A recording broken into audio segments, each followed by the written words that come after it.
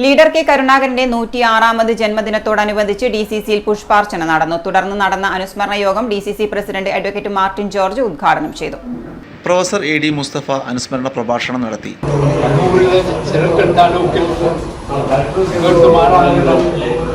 അഞ്ച് സന്തതികളിൽ നാലാമനാണ് കരുണാകരൻ.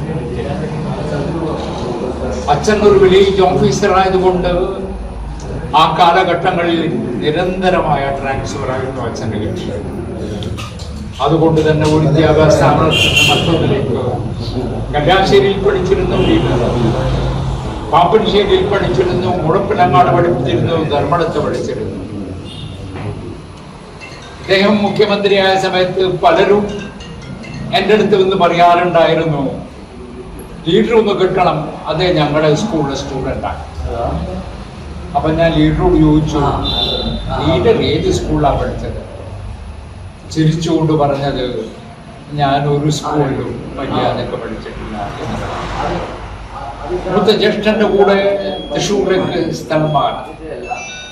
അവിടെ INTUCയുടെ തോട്ടം തൊഴിലാളികളുടെ പ്രവർത്തകനും നേതാവുമായി മാറിക്കണ്ടു.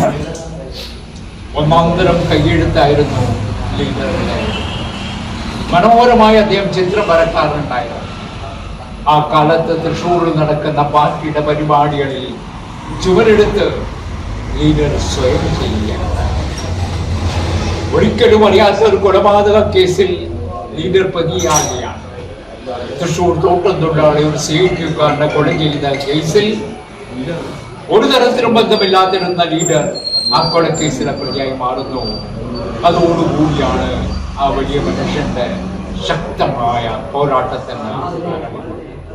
Advocate TO Mohanan, VV Purushothaman, K Pramod, Suresh Babu Eliyavoor, Amrutha Ramakrishnan, T Jayakrishnan, Muhammad Shammas, MP Velayudhan, Sreeja Madathil, Kuttinezhath Vijayan, കയക്കൂൽ Rahul, കൂക്രി Rajesh, AT Nishant, CM Gopinath, Kattampally Ramachandran, Kallikodan Rakesh, Ushakumari, U Hamza Haji തുടങ്ങിയവർ നേതൃത്വം നൽകി.